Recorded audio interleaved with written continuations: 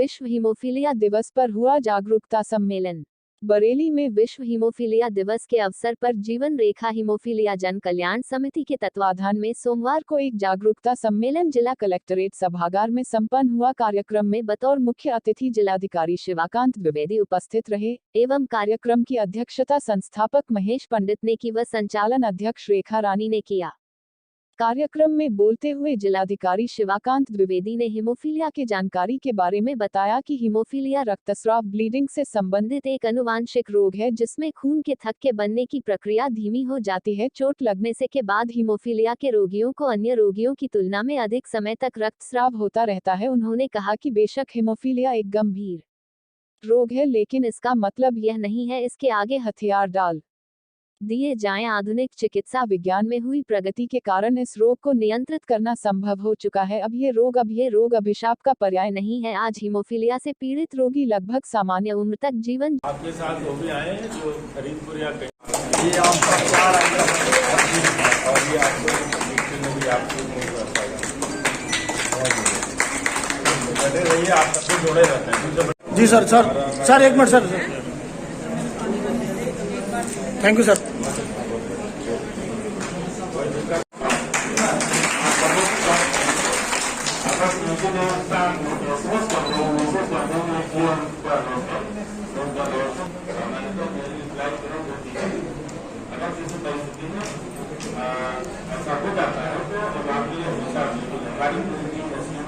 सभी पेरेंट्स और उन बच्चों को जो इस समस्या से जूझ रहे हैं उनका मनोबल बढ़ाने के लिए और उनको यह आश्वस्त करने के लिए कि जनपद बरेली के लोग स्वयं ही इतने में सक्षम हैं कि इस बीमारी से पीड़ित लोगों का उपचार कराने में, उनका मनोबल बढ़ाने में, उनको जो भी सुविधाएं सरकार की तरफ से मिल रही उनको दिलाने में वो सक्षम हैं और बहुत आगे बढ़ के काम कर रहे हैं।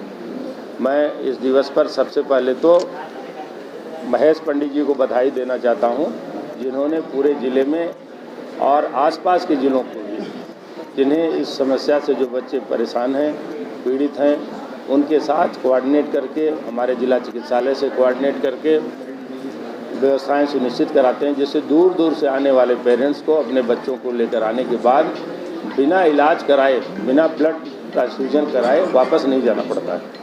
चाहे जो भी परिस्थिति हो, चाहे ब्लड बैंक से समायोजन करना हो, कोऑर्डिनेशन करना हो, चाहे जिला चिकित्सालय से कोऑर्डिनेशन करना हो, इनकी पूरी टीम लगी।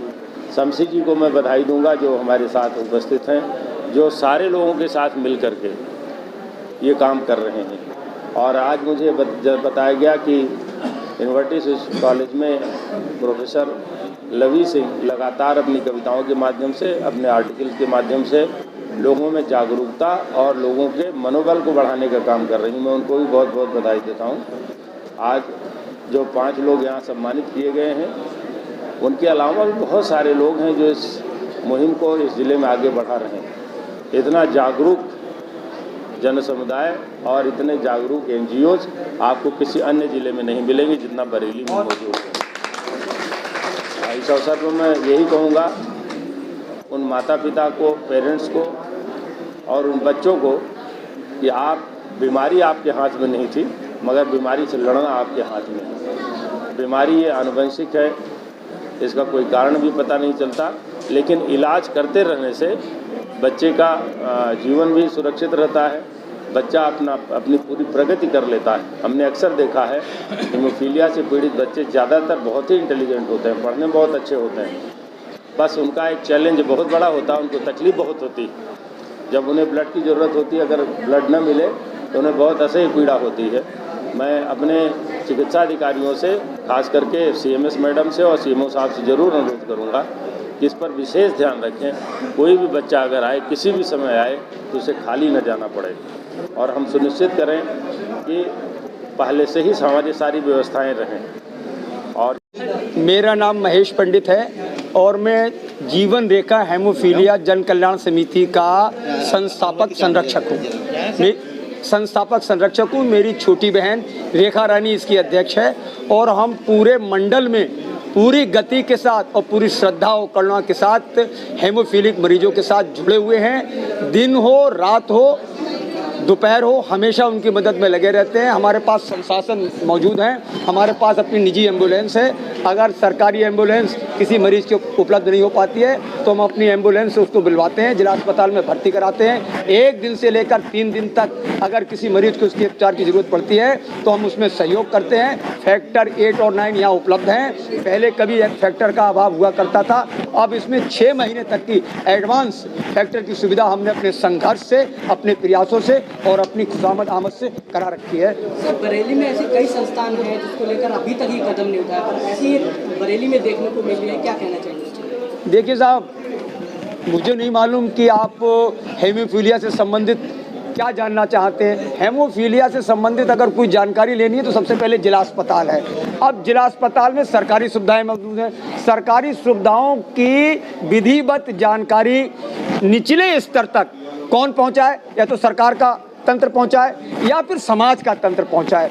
तो इस लोकतंत्र में समाज तंत्र की बड़ी अहम भूमिका है। तो समाज तंत्र के रूप में जीवन रेखा हेमोफीलिया जन कल्याण समिति काम कर रही है। हमारी संस्था के ही बच्चों की गिनती अभी सीएमओ साहब ने बताई है।